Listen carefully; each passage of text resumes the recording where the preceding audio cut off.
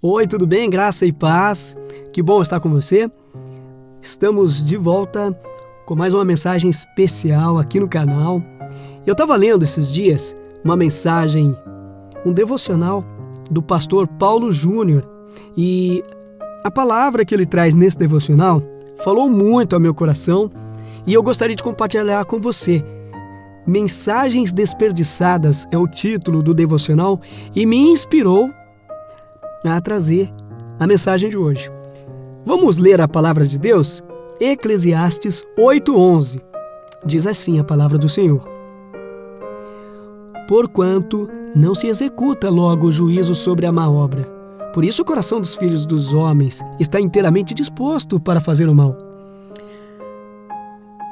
Amigos, a parte mais perigosa da nossa condição é que o desperdício da misericórdia acontece, em grande parte, na escuridão do coração.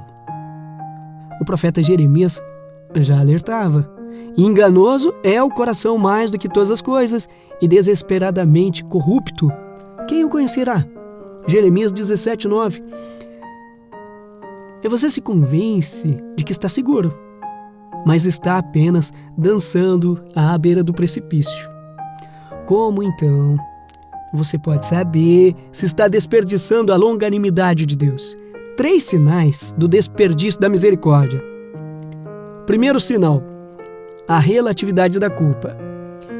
Você usa o tempo da paciência de Deus para comparar-se com os outros, achando que seu pecado é pequeno, perto de alguém mais visível. Aí você pensa assim: pelo menos eu não sou como aquele adúltero na igreja. Enquanto nutre a luxúria secreta na mente, você está desvalorizando a santidade de Deus e diminuindo a gravidade de sua própria transgressão. A misericórdia não é para quem é menos mau, mas para quem se reconhece totalmente pecador. Se a culpa parece relativa, é sinal de que a misericórdia está sendo desprezada. O segundo sinal: a ausência de temor genuíno. O verdadeiro arrependimento não é apenas uma tristeza por ter sido pego, mas sim um profundo temor de ofender a Deus. Quando a misericórdia é desperdiçada, o coração fica cauterizado. Você peca e não sente mais o peso da transgressão. Você perde a sensibilidade. A voz da sua consciência está silenciada. Você vê que o juízo não se executa logo, e isso gera uma ousadia pecaminosa.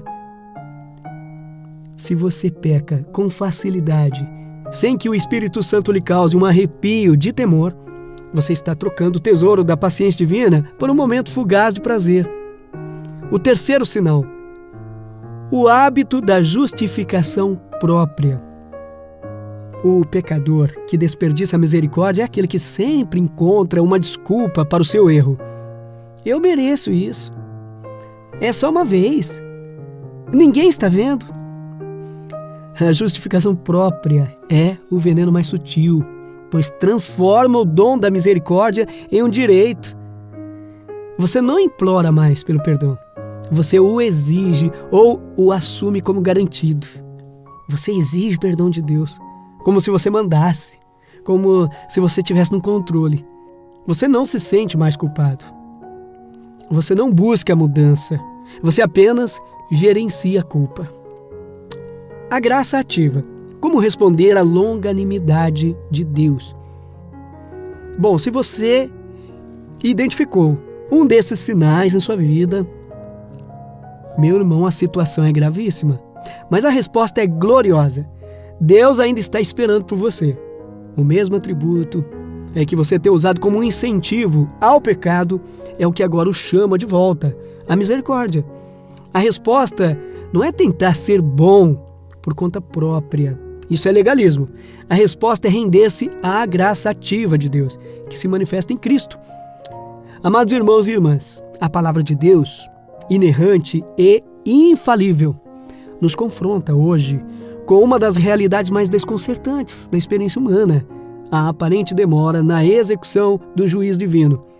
O pregador, em Eclesiastes, Não fala de um erro de cálculo ou de uma falha na justiça de Deus, mas sim da consequência trágica que a sua paciência opera no coração não arrependido do homem.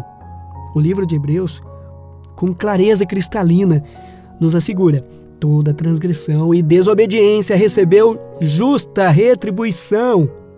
Hebreus 2:2. Não há como fugir. O nosso Deus é justo e santo. Jamais ele terá o culpado por inocente. A punição devida a cada má obra é uma certeza tão grande quanto o nascer do sol. No entanto, o que presenciamos no dia a dia? Vemos o ímpio prosperar, o pecado se alastrar e o castigo, que seria imediato e merecido, é suspenso. Por quê? Isso é misericórdia. É a suspensão temporária do juízo que já deveria ter caído sobre a nossa cabeça. A longanimidade de Deus, uma ponte para o arrependimento. O Senhor, em sua infinita bondade, manifesta o glorioso atributo da misericórdia, que é o ato de não nos dar o castigo que merecemos. Se fôssemos tratados segundo as nossas iniquidades, seríamos consumidos em um instante após o primeiro pecado da manhã. Não conseguiríamos terminar uma oração sem sermos fulminados. Contudo, o que Deus faz? Ele nos poupa. Ele tolera o tropeço, a queda, a reincidência, a murmuração. Ele demonstra uma misericórdia paciente e longânima, esperando o nosso conserto. Essa pausa no juízo não é uma aprovação do seu pecado. Jamais. Não se engane. É uma janela de oportunidade para mim e para você. Um tempo precioso de reflexão, de exame de consciência, para que haja arrependimento e mudança de vida. Deus não se agrada da morte do ímpio, mas sim que ele se converta dos seus maus caminhos e viva, como está lá em Ezequiel 33:11. A misericórdia, neste contexto, é o convite final de um pai amoroso. O absurdo do desperdício. Todavia, o que a humanidade, em sua depravação, faz com este dom inestimável? Nós a desperdiçamos. Nós a desprezamos. O texto de Eclesiastes 8:11 revela o perigo mortal dessa demora. Em vez de se lançar aos pés do Senhor em quebrantamento e gratidão pela paciência que o poupou, o coração endurecido interpreta o silêncio divino como impunidade. Ele pensa: já pequei tantas vezes e nada aconteceu, continuarei pecando. Meu irmão, minha irmã, isso aqui é uma lógica infernal. Quem pensa assim: eu já pequei tantas vezes e nada aconteceu, vou continuar pecando. Isso aqui é uma lógica infernal. O homem usa a longanimidade de Deus, que deveria levá-lo ao arrependimento, como está lá em Romanos 2:4. O homem deveria arrepender, mas ele vê tudo isso, a misericórdia de Deus, como um incentivo para continuar no lamaçal, para continuar no pecado. O coração dos filhos dos homens está inteiramente disposto para fazer o mal. O pecador não somente persiste no erro, mas seu coração se torna ainda mais resoluto na maldade. Ele assume uma vida de transgressão, como se a misericórdia fosse um escudo permanente contra a justiça. Isso é a coisa mais absurda, mais perigosa e mais ultrajante que o ser humano pode fazer com a bondade de Deus. É chutar a mão que o está segurando à beira do abismo. O alerta solene: não engane a sua alma. Querido irmão e irmã, você que está me ouvindo nesse momento, se você se reconhece nesta situação, rogo-lhe com o peso e a urgência da palavra de Deus: não desperdice esta misericórdia bendita. Eu sei que você tem pecados ocultas. Sei que você tem alimentado uma vida dupla, onde a aparência externa é de santidade, mas o seu coração está cheio de pensamentos malignos, de práticas secretas e de iniquidade não confessadas. Você tem agido como se Deus estivesse cego ou alheio. No entanto, nem o mal ainda lhe sobreveio de forma decisiva. Você não foi publicamente envergonhado. A doença não lhe atingiu. A ruína não bateu à sua porta. Você confunde esta pausa com permissão. Ouça bem, isso não significa que Deus não vê. Isso não significa de forma alguma que Ele aprova o que você tem feito. Na verdade, Ele está usando de misericórdia com a sua alma. Ele está sendo longânimo, esperando que você caia em si, e que o seu coração seja quebrantado e que você se arrependa de todo o coração. Ele está lhe dando tempo, pois Ele é Deus e não homem. A justiça virá, a misericórdia tem um prazo. A Escritura é clara. Ainda que o pecador faça o mal 100 vezes e os seus dias se lhe prolonguem, contudo, eu sei com certeza que bem sucede aos que temem a Deus. Eclesiastes 8:12. Isso implica pelo oposto, que o ímpio, aquele que despreza a longanimidade, não irá bem. A vida prolongada do pecador é apenas um alongamento da oportunidade, não uma anulação da sentença. Não se iluda. A justiça virá. A paciência de Deus não é infinita em termos cronológicos.